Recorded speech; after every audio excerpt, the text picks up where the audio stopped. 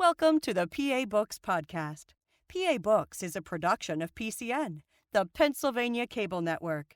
This program features interviews with authors of books on Pennsylvania people, history, sports, business, nature, and politics. We hope you enjoy this podcast.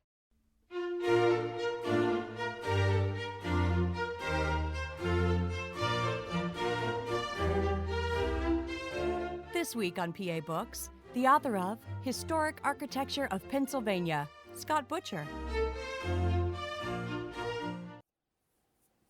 Scott Butcher, author of Historic Architecture of Pennsylvania. If someone buys this book, what do they get?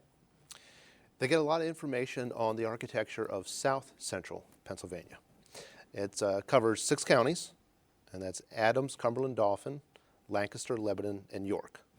And it's really a style guide to American architecture, but viewed through the lens of those 6 particular counties. Is this a particular hobby of yours?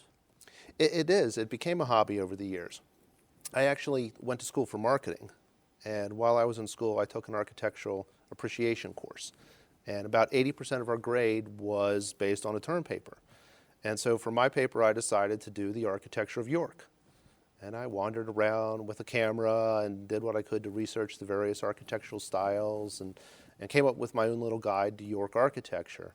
And from there, it sort of grew over the years. I got hired right out of college doing a job marketing and engineering firm, and full-fledged into the architectural community, looking at the various types of buildings that the firms were designing and that my company was getting involved with, and really started developing an even greater appreciation for architectural styles. And then about mid-1990s, I got an opportunity to get involved with the York County Convention and Visitors Bureau. And that led to me writing and photographing the visitors' guides. And I found that I was just increasingly drawn to the buildings in York. There's a number of historic buildings that are open for tours, so it's part of the overall tourism product. And I did a number of visitors' guides for the county, then working with that publisher, got involved with some relocation guides. It was called Relocation Link York County. And again, I'm kind of writing about a community and architecture where appropriate. And then that led into the opportunity to do some city visitors guides as well.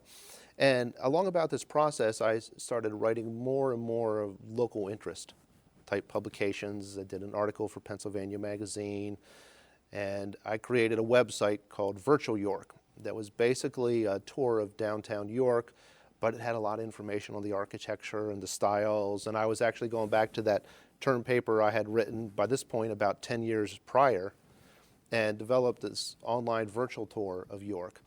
And that was kind of a springboard, sort of that virtual tour and the visitors' guides into writing books of local interest. And so I've written close to a dozen now. And one of the common themes through what I've written is always the architecture. Architecture defines communities. Architecture can give a community so much character, or the lack of nice architecture can create a very unattractive community. Architecture itself is not going to, in most instances, draw people into a community, but it creates an amazing backdrop. And I found over the years that they've walked by these buildings hundreds of times, but they've never looked up.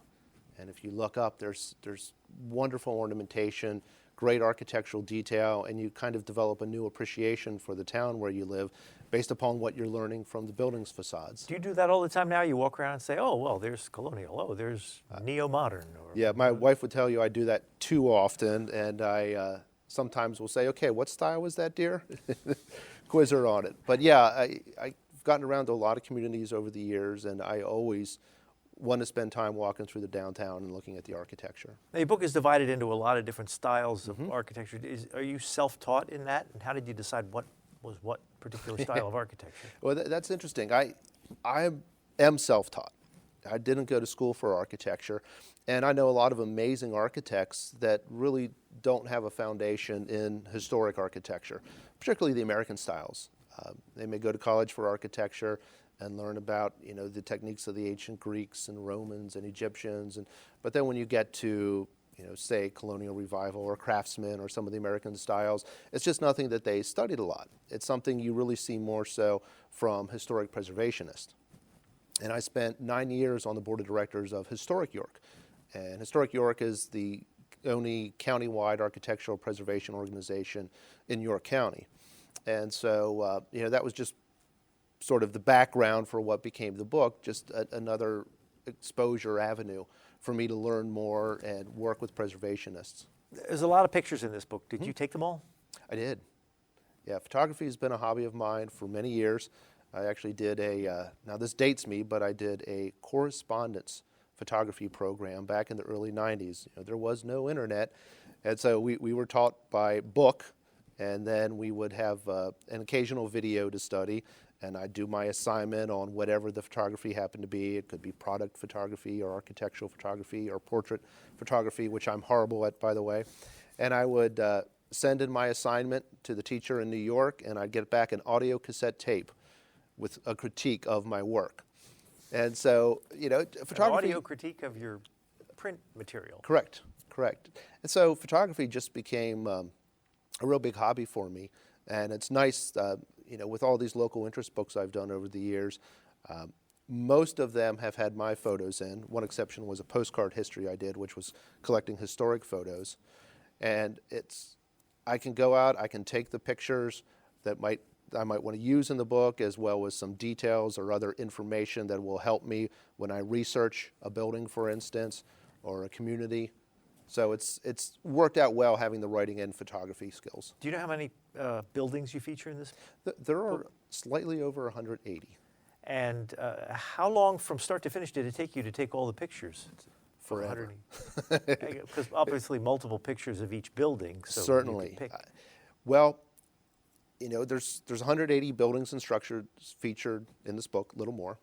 And I had a sort of a long list of candidates that was more than double that. And it was a process that took many years to get all the photos together. I have done some other local interest books in South Central Pennsylvania, several in York, one in Lancaster, one in Gettysburg. I've been working on one in Harrisburg for my follow-on book. So through the process, I was taking photos for what would become the architectural book, as well as for Lancaster County Reflections, for instance, was one of my titles. And that was more a look at all the communities in Lancaster. But when you photograph communities, you're often just photographing buildings. And so it kind of goes hand in hand. But then what I found is in a lot of cases, when I was looking for buildings to include, I'd go back through my photo files and think, okay, well, that is a good photo, an overview, but it's not good enough for the book. So I would have to go back out and rephotograph that particular building or structure. But then what I also tried to do, there's roughly 36 architectural styles in this book, broken down from really early 18th century, 1719 is probably the oldest building in this neck of the woods here. And I wanted to get 3, 4, 5 good examples of each and every architectural style. And I struggled with that. For some of the more popular styles, it was pretty easy to do. And I also wanted to get examples from all the different communities, not just one or two. It's easy to go to Harrisburg, Lancaster, and York and get a lot of different architectural styles, but I wanted Gettysburg and Carlisle and Lebanon and more rural areas as well. So that was a challenge. And so I actually found myself, number one, just when I had time driving through communities and looking around to see what I could see. And also, thank goodness for the internet, I could type in the name of an architectural style and the name of a community and Google it. And what I found is real estate listings, for instance, would help me find some certain styles in different communities. Are some just residential dwellings that you knocked on the door and said, can I photograph your house? I actually didn't knock on any doors. We're fortunate with the way the photography laws are in the United States. If you stand on a public street or a public sidewalk and something is totally visible to you, we're typically talking building, exteriors, front facades, then you are able to photograph it and include it in a work like a book. Are there certain aspects of buildings that catch your eye, like a roof line or a window that you're particularly fond of studying? It really could be anything. It's what draws your eye in, and that's what's great about these diversity of architectural styles, as some of them have a real emphasis on the roof line. And if you're just looking at it from ground level as you walk by, it's nondescript, but you look up and maybe it's the height of the chimneys or the towers or turrets that might be on it, or there are a handful of buildings in the area that have battlements. So it has sort of that medieval castle feel. And in other cases, it's the ground level. It's an elaborate doorway, an entryway to get into a building. And as you look at that, you're kind of drawn in. But if you look up, the upper levels might not be that interesting or descriptive. Well, let's talk about some specifics. You mentioned the ones that look like battlements, and you have a couple here labeled Neo-Norman. Neo-Norman, yes. One is the Cumberland County Prison, which anyone who drives into Carlisle is faced with. And another one is the Gethsemane Hall, and these look like Middle Ages fortresses. They sure do. Is that a style that was in vogue for a short time? It was barely in vogue. It's sort of an outgrowth of the much more common Romanesque style of architecture, which is a round arch style. And you found these castles primarily for prisons. So, the Cumberland County Prison is a great example. It was designed by Edward Haviland, who was the son of a very famous architect, John Haviland. He designed the Eastern State Penitentiary as well as the Lancaster County Prison. His son designed very similar prisons in Carlisle and in York. And the York prison was demolished. The Carlisle prison, fortunately, still stands today. And it really does look like a medieval castle. The Gethsemane Hall that you mentioned is actually in York, and it has a totally different background in how it came to be. It was constructed by the local Masonic community. They had purchased an old post office building that was a more typical federal building, red brick, Romanesque, very interesting, had served as the post office. Built in the 1890s, and when the Postal Service relocated to a newer facility, the Masons took over the old building, and they needed larger space for their meeting hall, so they constructed this Gethsemane Hall to look like a castle. And what's really interesting is I've done some walking tours of York, and just because of the way the roads are, there's a one-way street that people pass by Gethsemane Hall because it's just around the corner from the main street. So people drive by it every day and don't realize there's a castle there. And then on the walking tours, I have them turn around and see what was behind them, and they're like, gee, there's a castle. I actually had somebody argue with me once. That particular building was on the cover of another book I did called York's Historic Architecture. And the person was saying, no, this is the Lancaster County Prison. This isn't in York. And sure enough, I took them to the location to prove that it was, in fact, in York. I sort of get the feeling that I could flip this book open to any page and you could discourse on any building we land on there. Well, I could certainly try. There's lots of facts and figures and architects and dates and styles. Stump the author. Well, there's one that you mentioned famous architects, and one that caught my eye is the Olivetti Underwood building that you said, world-renowned architects, sometimes called starchitects, don't usually design industrial buildings. Here's one that was designed by Louis Kahn of Philadelphia. Yeah, it's a really interesting building. It was, today in the construction industry, there's a trend towards prefabricated construction. You build pieces of it in a factory and assemble it on site. That particular building was built that way in the late 1960s, but it was an industrial building. It was built for a typewriter company. They're long gone, but the building still stands. And, when you think industrial buildings, they're typically nothing grand. They're often, sort of cheap, nondescript exteriors because all the money goes into the interior manufacturing. But here was a case where the company actually hired one of America's best-known architects. And he designed this building in what was known as the International style, which is a very broad stylistic category that sometimes makes it difficult to define.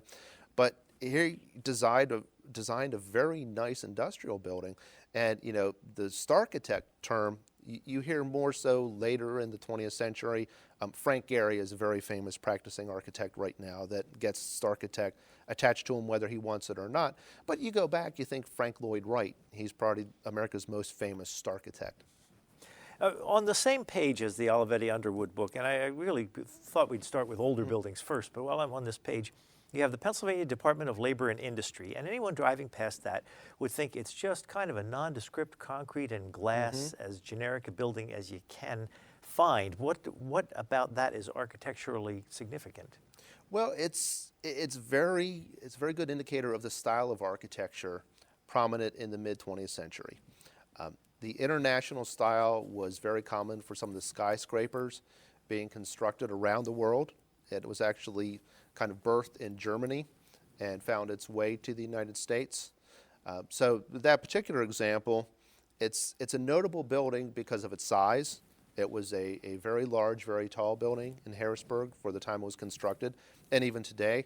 And it's also kind of very typical of the style of architecture you would find in the mid-20th century in the large urban areas. You're not going to find a building that big in York or Lancaster or some of the smaller towns. Some styles you just don't like personally that you included in the book anyway? Sure, You sort of sure. had to? Well, you know, it's interesting. There's, we get to a period in the mid-20th century where it becomes extremely difficult to define a building by style. And what I did with this book is I went to the National Register of Historic Places and I looked at the way that they define styles by architectural periods, by dates, by primary stylistic embellishments, and I used that as my basis. And so when you get to the mid-20th century, they simply call it the modern movement. And so when you're looking in the modern movement, it could be the State Museum and Archives building in Harrisburg. It could be the recently demolished Cyclorama building in Gettysburg. Both of those buildings have large masses of concrete. And there's sort of a sub-style that's known as brutalism. And brutalism is exactly as it sounds. It's large masses of concrete, very few, if any, window openings, no stylistic details, and it's just brutal look at. And there was a period in American architecture, fortunately a very, very narrow period, where this was a popular style. Now, it's interesting if you read the preservation magazines today, there's an argument whether or not these buildings are worth preserving. And a lot of people hate them, a lot of people hate working in them, yet it is a very distinctive style of architecture that was popular in a very, very brief window. Are there some you've come across that just defy categorizing because they're sort of a mishmash of different styles? Certainly. And there's even a stylistic term during the Victorian era of Victorian eclectic. And you basically had these architects that were designing by pattern books. That was very common in the 18th century towards the post-revolution years. And then throughout the 19th century, many well-known architects rose to fame by publishing pattern books.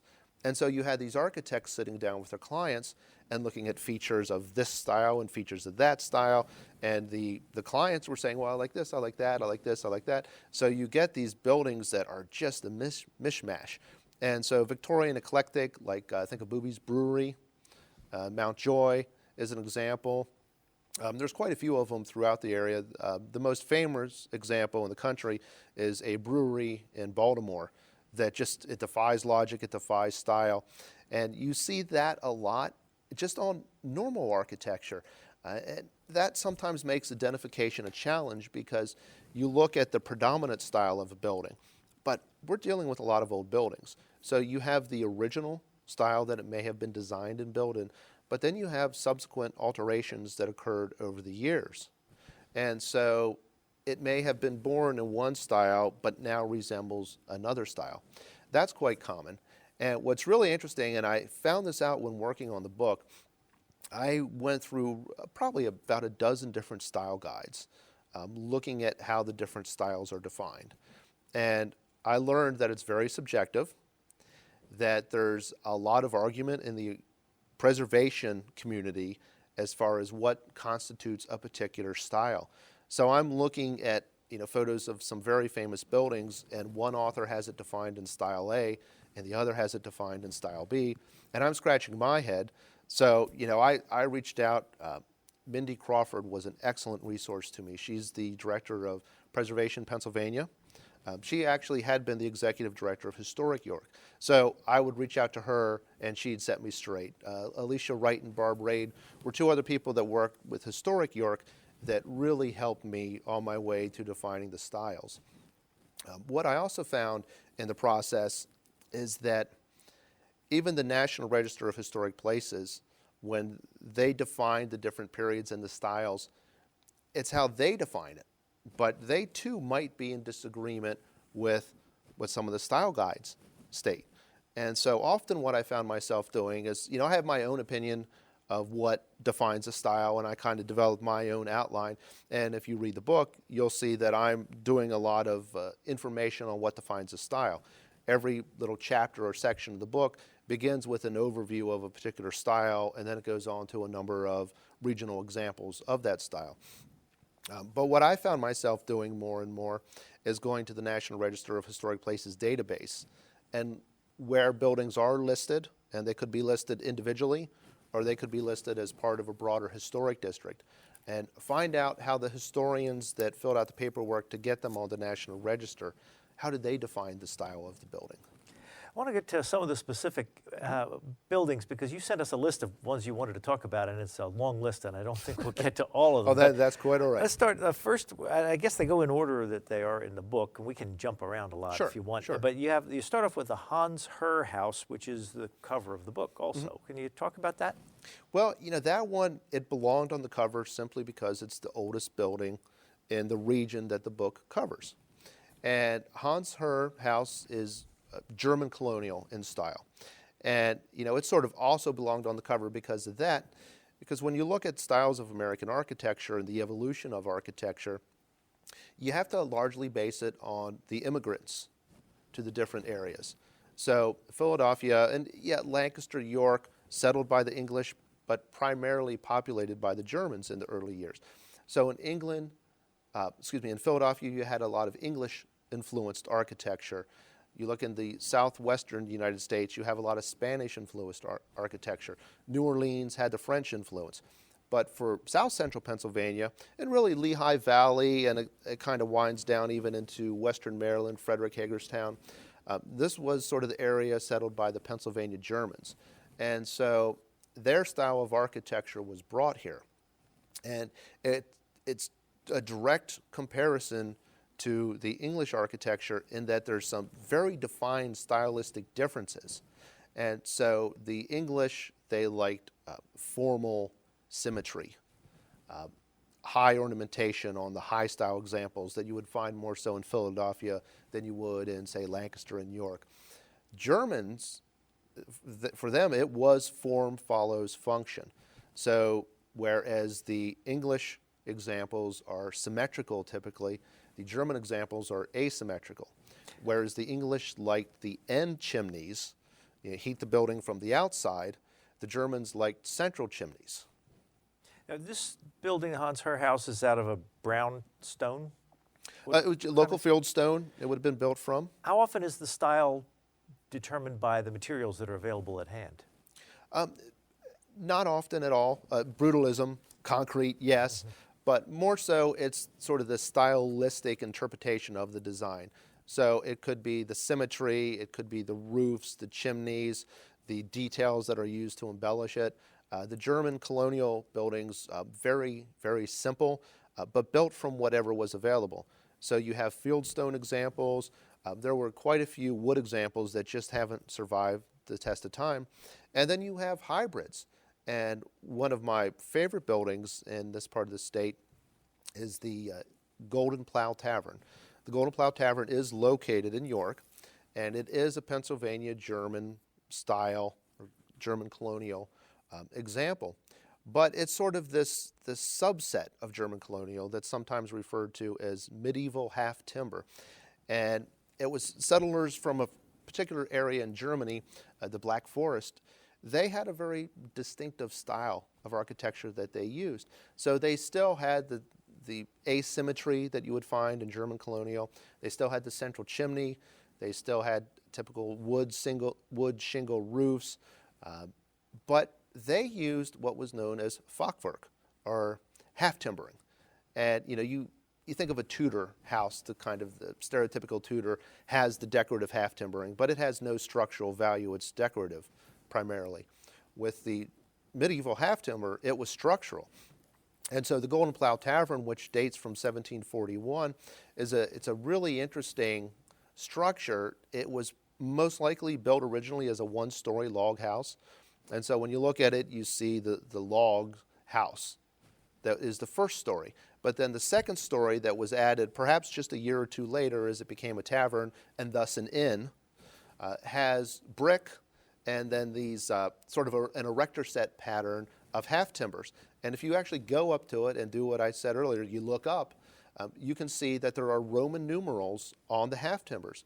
So what the builders did is they laid out the half timbering on the ground, figuring out how they were going to build it. Then they marked them with Roman numerals, and then they constructed it and used brick for the infill. Is that open to the public? It is. It's actually part of the York County Heritage Trust at their Colonial complex. And you can go there and you can actually do a real neat architectural comparison, because its neighbor is the General Horatio Gates House, which is English Colonial or early Georgian. And so you can look at the German style and the English style side by side, and they're actually connected together on the interior. And then as a bonus, when you get your admission to that complex, there's what's known as the Barnett Bob Log House, which is an early 1800 log house typical of central Pennsylvania, as well as a replica of the first York County Courthouse, which is where the Second Continental Congress met and ratified the Articles of Confederation. Next one on your list is the Billmeyer House, late Victorian, Italianate. Yeah, it's a really interesting, I love the Italianate style. It's sort of, as you evolved into sort of the higher picturesque Victorian period architecture, Italianate was one of the popular styles. It's very popular in the region, and there are just wonderful examples throughout south central Pennsylvania. One of the things that I like about the Billmeyer House, which is not as grand as some of the other examples, but it has a very important place in the American preservation movement. And that is when you get to the 1970s, preservationists started to get it. We had a period in the mid-20th century, 1960s in particular, where when we looked at buildings worth saving as a society, we looked at colonial buildings. Think Williamsburg. So all these grand buildings that were built in the 19th century were falling to the wrecking ball again and again and again. And finally, preservationists said, wait, there's more to architectural history than just colonial buildings. We have to preserve these gems. And they started creating HARB districts, or Historic Architectural Review Boards. And so for the Billmeyer House, it was slated for demolition. An adjacent church had purchased it, and they wanted the space for parking. Well, it's just a grand structure. It was built during the Civil War. In fact, it was under construction when York was occupied by the Army of Northern Virginia. So the Confederates would have walked right by it as they passed through York. And so it has a lot of history. It was worth preserving because of that. It was worth preserving because of the architectural style. And this church wanted to demolish it. And City Council of York, using the newly enacted HARB law, said, no, you may not demolish it. Then it went to Pennsylvania courts, and the courts agreed with City Council. And in the end, the church, First Presbyterian Church, decided, you know what, it is a great building. Let's renovate it instead, and we'll make it our offices. So they did a great thing. It was a gem that was preserved for the community. And if you go and get a degree in preservation, no matter where you are, you might study First Presbyterian Church versus City Council of York, Pennsylvania, because that was one of the landmark architectural lawsuits that took place. Do you have favorite buildings that aren't there anymore that you would love to have seen or included in this book but were torn down? You know, the answer is yes. And, you know, just looking at the area of focus for this book, those 6 counties, you know, when we think of the Woolworth Building, we think of New York City. But the first Woolworth Building actually stood in Lancaster, right off Penn Square there. And itself, it was a grand building, just absolutely gorgeous. And you look at, I have some old postcards of it. And how could they demolish that? What were they thinking? Likewise, in York, there was a block that had 2 unbelievably gorgeous buildings designed by the Dempwolf architectural firm. John Augustus Dempwolf was York's most prominent architect for really from the 1870s through the 1920s when he passed away, and his firm carried on through his brother and then his son.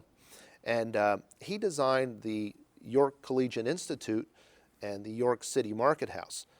These were absolutely beautiful buildings that stood side by side, very prominent towers. The Market House had a tower that was more than 140 feet, high style design. One was high Victorian Gothic. The neighbor was more of a high Victorian Romanesque style of architecture. And they were demolished to make way for progress in the 1960s. And where the market house stood was actually demolished to make way for a Gulf oil station. Remember the Gulf gas stations that used to be so prominent? And the irony of that one is it was like $20,000 to preserve the market house because it was in a state of disrepair and it was unoccupied. So $20,000 to repair it. In the end, it cost more than $15,000 to demolish it. So why not put that money into preserving it? You have situations where places do need repair, but they are historic and preservationists want to preserve it, but can't come up with the money to preserve it, and so it just sits there. Yeah, that unfortunately is all too common. You see it in probably every community of note throughout the United States. It's a common battle. And honestly, it's something that preservationists struggle with. It's something that I struggled with when I was on the board of Historic York, because we had that exact issue occur with a historic church. And I think you see that a lot with some of these urban churches right now. The churches were centers of communities. They were very grand when they were constructed. Some of the nicest architecture in any cities you'll find are the churches. What happened though is you had the suburban sprawl that took place in the 1950s and 60s, and downtowns entered a period of decline. That included the churches. You'd still have church members that were out in the suburbs, and they'd come in to the downtowns to worship, but many got older, many died, and so you have a lot of these urban churches that their congregations have shrunk significantly. And as a result of that, they don't have a lot of offerings coming in, and they haven't been able to maintain their buildings. So grand structures with grand details that are literally falling apart because, where a church might have been wealthy and had hundreds and hundreds of members, it now has 70, 80 members. A lot of them are getting old. They don't have the money to contribute to the church to restore it. They haven't been able to keep up with the maintenance. And so you have the pool of preservationists saying this is a very important structure, it must be preserved, and then you have the congregations saying we'll go bankrupt if we try to do that. And so what happens is a lot of the churches end up for sale. Sometimes they get demolished, sometimes new buyers come in and they renovate them for different purposes. So it's interesting, you just look around the country at what churches have become. In some cases, they're people's residences. In some cases, they're brew pubs. In some cases, they're offices. You just never know what they're going to be converted to. Let's look at another one. You have the Riverview house here, and it's mansard style, General Grant style. Yes. Second Empire. Second what do Empire. those So phrases mean? Riverview, to orient you, is just outside of Marietta.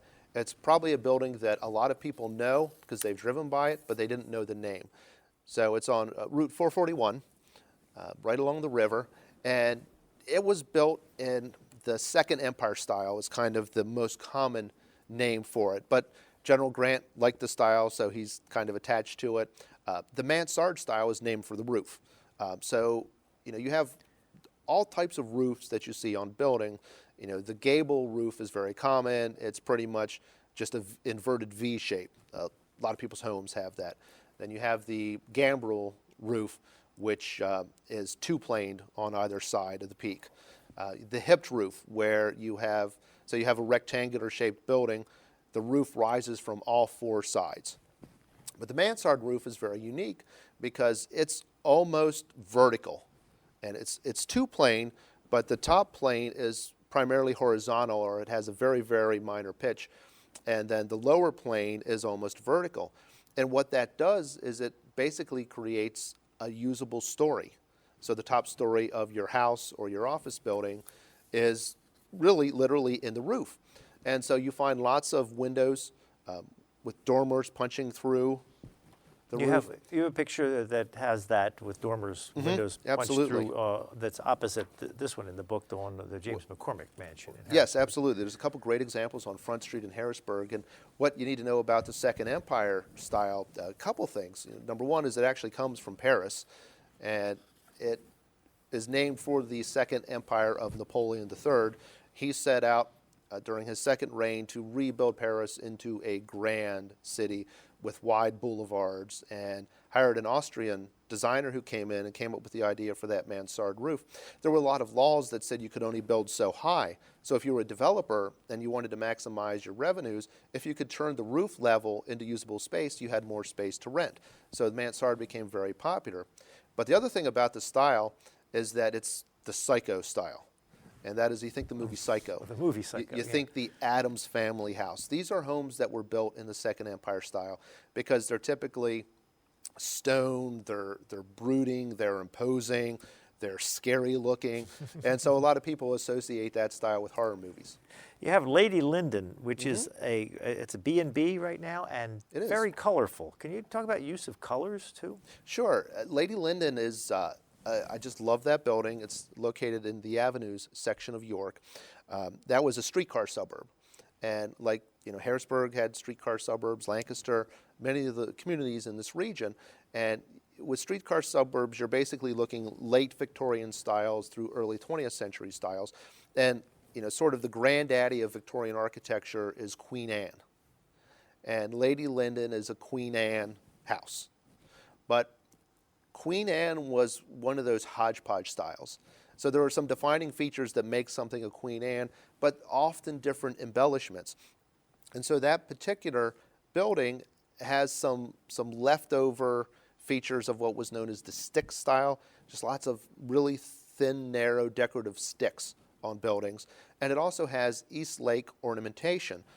Eastlake was not an architectural style, it was a form of decoration named for Charles Locke Eastlake, who was an English interior designer who designed furniture. His books were popular. American architects adapted them for buildings, and he looked over the pond and said, "What are you guys thinking? This great detailing that you're using on porches is meant for furniture, not for architecture." He hated it. But with Queen Anne architecture, there's definitely an element of exuberance. And so you would often find many different architectural features, many different textures. So you might find wood and stone and shingles, and brick, all on the same building. The Lady Linden is more like the Painted Lady. The Painted Ladies in San Francisco are very famous. And you have to, I don't know what the number is, but it's a couple of different historically authentic paint colors go into making a Painted Lady.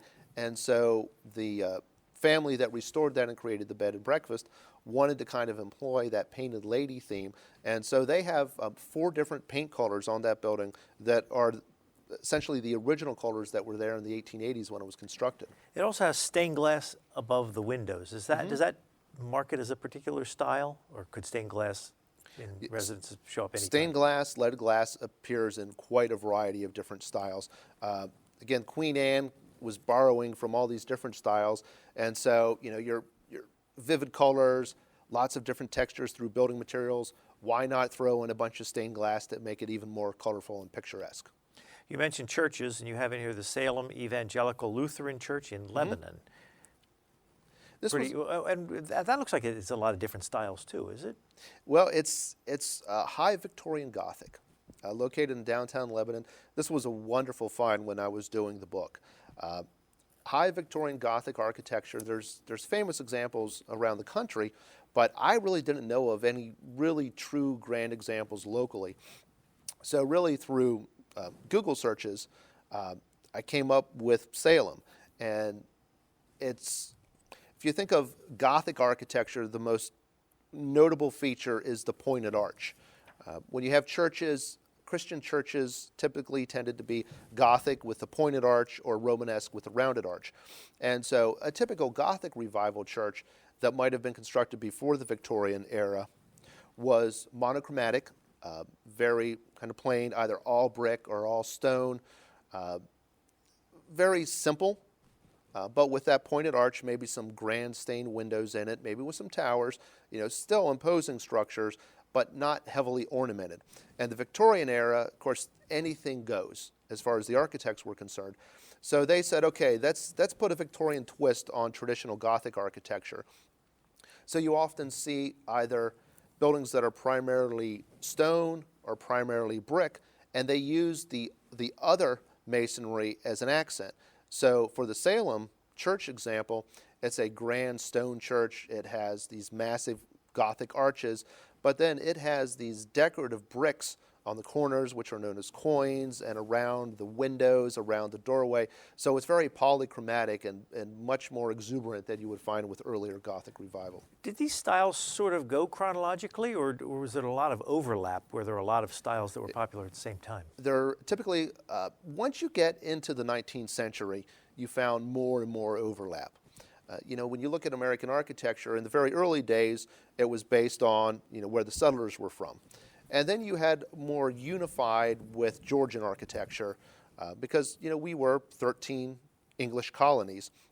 So predominantly Georgian architecture was very common from, New England through the southern states right up to the American Revolution. And of course the architects at that point said, and honestly there were very few architects as a profession during that period. It was mostly the builders that were making the stylistic decisions. But they said, well, we just fought the British. The Georgian style was named for King George. We got to get away from this. We need a new style. So that evolved into federal architecture. And federal architecture was kind of a unified national style in the days after the American Revolution. The irony of it, though, is the architects, the builders, were looking at pattern books created and published by Scottish brothers, the Adams. And so the style in England was known as Adams or Adams-esque. In the States, we called it federal style. But very common, and then the designer said, you know what, this is still way too British. We have to get away from it. And Greek revival became very popular. And that was the architects. Now, you're at a period where architecture is becoming a real profession. And the architects are saying, look, we're a young democracy. We need to go back to the ideals of ancient Greece. And so Greek architecture became much more common for grand public buildings. A lot of Washington, D.C., for instance, is Greek revival. Thomas Jefferson, a lot of people don't realize, was also an architect. He designed Monticello and the Virginia State Capitol building. He actually looked to the architecture of ancient Rome, whereas most of the architecture of the classical orders during that period was Greek. Jefferson was using Rome as his base, and so sometimes the type of style he used is referred to as Jeffersonian classicism, named for him. Once you get beyond that and into the Victorian era, then you are looking at multiple styles concurrently. And, when you look at South Central Pennsylvania, the area featured in the book, you're also looking at buildings that tended to not necessarily conform to the stylistic periods that are defined in the style guides. I like to joke, and at York, we're always late to catch on to the national trends. So, for instance, Colonial revival was really popular in the 1890s through 1920, early 1920s, and then America moved on to other styles. Colonial revival was popular at the same time. French eclectic and Tudor revival were popular for houses. But in York, for instance, we're still doing colonial revival. We never left that era. And actually, a lot of suburban neighborhoods that are developed right now throughout the region, you could call neo-colonial. It's still using the same forms, the same shapes, much simpler, but also much larger than their colonial predecessors. You have some buildings in this book that are just one-of-a-kind things. I mean, I just was flipping through the book and came across Zembo Temple in Harrisburg. Is that like a one-of-a-kind thing that isn't really related to anything else? That falls under what's known as exotic revival architecture. And exotic revival was initially popular in the mid-19th century, and then it sort of saw a rebirth in the 1920s. And with exotic revival, architects were looking everywhere and anywhere for inspiration. So you have, for instance, a lot of mausoleums in the area that are Egyptian in style. You're driving along, you look up on a hill, there's a cemetery, and it looks like something's out of ancient Egypt. So that was very popular. With the Zembo example, it is North African, or more specifically Moroccan architecture. And even the inspiration for some of that is not just the buildings of Morocco, but the fez, the very unique hat. And of course, having the Masonic tie-in there that the Zembo Shrine does, the fez style made a lot of sense to use artistically. Any styles come from Pennsylvania, or did we borrow everything from the outside? We pretty much borrowed everything from the outside. What I will say is, German colonial obviously came from Germany, but the best examples of it are in Pennsylvania. Lehigh Valley and Lancaster, York counties. Then there's also something known as the Pennsylvania farmhouse. And the Pennsylvania farmhouse isn't really a style. It's a very simple building, but it has 2 front doors. And if you're driving, particularly through the country, and you pass an old farmhouse, you're going to see this because I never noticed them till I read about it. Then I noticed them everywhere. And it's just an interesting design. Typically what you would find with this Pennsylvania farmhouse, which really has its roots in the 18th century, some of the simple houses that were constructed, is you saw 2 front doors. One would enter your living area, your entrance hall. That was where the guests came in. And then the second door, which was often right beside it, would get you into your kitchen. And that was only for family members to use. Now, before we run out of time, I have to ask about these kind of oddities, which you have programmatic and roadside architecture, or fantasy or novelty, and you have some diners and shoe fly pie restaurant in Lancaster that's a windmill. Yes. Can you talk about that, and what possessed you to include those in this book? Well, throughout the country, roadside architecture has been falling to the wrecking ball over the years. But one of the most famous examples of roadside architecture in the United States is the Haynes Shoe House. And that's located in Pelham in York County. If you've driven along Route 30, you've driven right by it. And it's basically a shoe that is 25 feet high and 48 feet wide. And like much of the roadside architecture you find throughout the country, it was built for mercantile purposes. And in this case, it was advertising. It was built by the shoe wizard, Malcolm Haynes, and he had shoe stores. And so to promote his shoe stores, he built this shoe house along the Lincoln Highway. And he didn't really have anything to do with it, so he put a honeymoon suite in. And if you were local and you were getting married, he'd give you the keys, go spend your honeymoon night in the shoe. And so that building has survived. It technically falls under, it's roadside architecture, but it's programmatic. And programmatic just means a building that's designed in a non-traditional shape. What is the shoe house being used for now? It's an ice cream parlor, and occasionally it's open for tours. You also have a section on barns. Is there a particular style of Pennsylvania barn that's Sure. What recognized? we're known around here for is the Pennsylvania bank barn. And, when barns are everywhere. In fact, I work in a barn.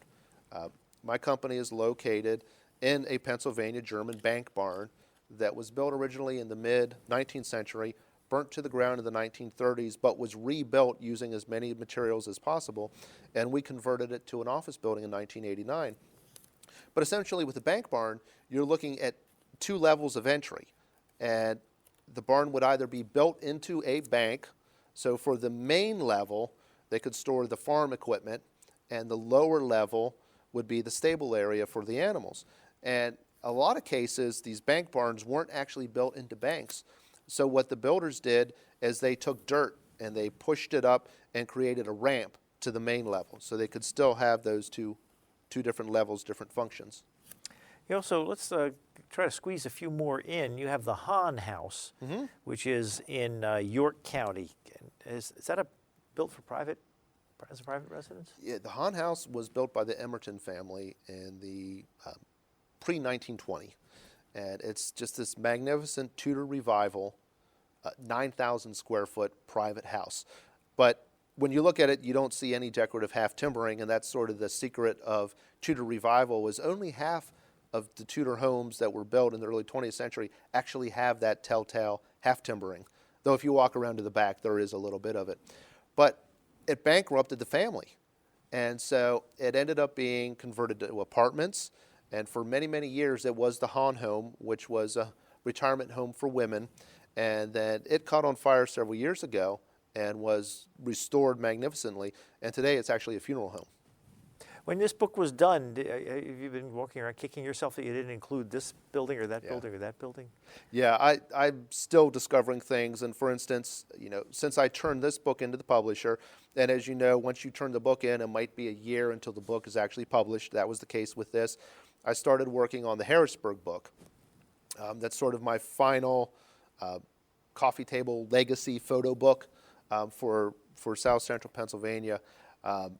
I've learned a lot more about Harrisburg buildings that I didn't realize was there when I was photographing and researching for the architectural book. So this next book will be similar to this, but Harrisburg focused? Yeah, it won't be specifically an architectural book, but when you're photographing Harrisburg, doing a book on Harrisburg, you're inevitably going to be drawn to the Susquehanna River and then all the buildings. And so that's primarily what's featured. I did a book on Lancaster County called Lancaster County Reflections. That book was countywide. And so in that case, I was in Lidditz, in Ephrata, in Columbia, in Marietta, in Lancaster City, in Amish country, just looking for things to write about and photograph. And, really, every time I explore a new area, I just learn so much about it. Anything we haven't talked about yet that you are particular favorites of yours that you want to make sure we talk about? Well, one thing I was going to mention was sort of the path to get this book published. And, I mentioned doing the visitor's guides. I mentioned the virtual tour of York. But what happened was I really wanted to do a book on York's architecture. I mean, that was really the driver. And so I approached Arcadia, which is a publisher they have a couple series, but they're best known for their postcard histories. And I said, I've got this great idea for an architecture book. And they said, no, we're not interested, but we'd love to do a postcard history of York. Will you do it for us? And I thought, well, I've done all the research. I have, at that point, 90, 100 different postcards. I'm like, sure, I can do that. And they said, well, it needs to be published, it needs to go to press in 5 weeks. And stupidly, I agreed to that schedule. You have a postcard collection? I had a postcard collection that turned out to be not nearly enough for what I needed. So, I found there's the largest postcard store in the United States is actually off of Route 40 down in Maryland. So I visited there. I spent way too much money on eBay, getting into bidding wars on postcards. Ultimately, I relied on some friends of friends that had postcard collections. So that book came together. Literally the night before I had to turn it in, I was still working on the book. And that was published. And so I went to a second publisher, in this case, Schiffer Books. They're located in Atglen in Chester County, Pennsylvania. And by that point, I had a lot of the book written. And I met with one of their people, and she looked through it, and they said, this is a great idea for a book. I'm not going to publish it, but if you get it published, I'll buy it. So let me know. Well, I started a dialogue with her, and that led to, I think I'm on my 8th book with them right now. The first one that came out with them was called York, America's Historic Crossroads. And it was a hardcover book that primarily focused on York City. Several hundred photos and lots of history that went along with it. So I still wanted to do the architecture book. And so I reached out to a publisher known as the History Press. And fortunately, they were looking to start publishing Pennsylvania titles. And I gave them the book that I had developed to that point, and they said, this is great, it's far too long, get rid of half of it and come back to us. So the first half of the book was looking at the historic buildings around York County. That's what we ended up publishing. It was called York's Historic Architecture. And I still had this, what I called a style guide for all the different styles you find in this region, and I wanted to do something with it.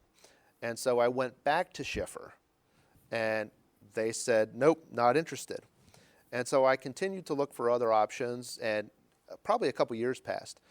And then I happened to be talking to Schiffer, to a different person within their organization, and said, I still want to do this architectural guide, sort of this part of central Pennsylvania. And they said, well, you know what? That might be something we want to do. And so here this publisher that was the second one to rejected me and then rejected me 2 times ended up publishing this book, and I'm really excited with the way it turned out. In the time remaining, I want to ask you a couple more things. We're not going to get time to talk about all the things we want to. What's going on with architecture now? If somebody builds a house, do the designers just steal from old ideas and put something together, or is there anything new? It's interesting. If you look at really the latter part of the 20th century, even the early part, you used to be able to buy your house from Sears Roebuck or from Montgomery Ward in their catalogs. And then the purchase of their homes were primarily developers, and they would develop neighborhoods. And then you get late 20th century, all the suburban sprawl that took place, you basically have cookie-cutter homes. And that's like the neo-colonials we talked about. And that's a large majority of homes that are built in the United States today are just these cookie cutter homes. You can go in, you can sit down with the developer, you can pick the pieces that you want, sort of like a kit of parts. But by and large, they have 3, 4, 5 standard designs. There are still architects that design homes, and they'll design something very modern or something that's much more classic in the style. I think one of the trends that you're really seeing right now with the higher end home construction is sustainable design. So it may be designed using features of a particular design style, but it's really focused on its interaction with the environment. How can you reduce energy? What features can you put into the building in terms of the way you site it on the property to take advantage of shade and natural ventilation? What architectural features can you use, like the windows that you install, or what's called light shelves. You might see a window that has a piece of metal sticking out like this. It's actually blocking direct sunlight from coming in, and it's reflecting light onto ceilings. And if you have more light coming in, you can keep your lights off and lower your electricity bill. You have a picture of one in here, and they have a green roof, a growing roof. Yeah, that's a really interesting example that overlooks the Susquehanna River. In that case, that one was built with straw bales make the walls and plaster around it. And it has a green roof. Green roof is a sustainable design feature. It takes a lot of maintenance. And you have to be willing to absorb the expense. In a lot of cases still, building a sustainable home is going to cost you more than building your typical cookie cutter developer home. And you have a section on bridges. That counts? Well, it's architecture, it's structure as opposed to building, but you just think about the Susquehanna River crossings at Harrisburg. There are just some gorgeous bridges that have been built over the years. Likewise, go to Lancaster and look at the multitude of covered bridges. There's great bridges. They're fun to photograph. Some of them actually have architectural features, like the Columbia-Wrightsville Bridge between York and Lancaster counties is actually Art Deco.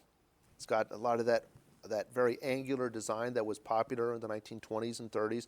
And so here's a case of a bridge taking on an architectural style. Is this something you're just doing as a way of life now, always going and taking pictures of buildings and researching them and writing about them? And at some point you pile it together into a book? Yeah, pretty much. It's an odd hobby. Not a lot of people have it. I have a lot of fun with it.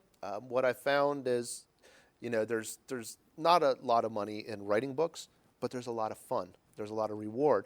And so it opens doors for me. I speak to a lot of, for instance, Rotary clubs, community groups, senior groups. And so I get out, I get to meet a lot of new and interesting people. And honestly, having this relationship that I have had with Schiffer Publishing for the past few years, my parents are Arizona snowbirds. And so through annual trips to visit them, I've been able to do a book on Tombstone, the old western town, as well as one on Tucson, Arizona.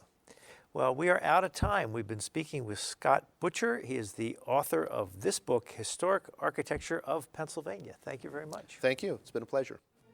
You've been listening to a podcast of PA Books, a production of PCN, the Pennsylvania Cable Network. Full episodes of PA Books, as well as other PCN programs, are available to stream with the PCN app. Visit PCNTV.com or the App Store for details.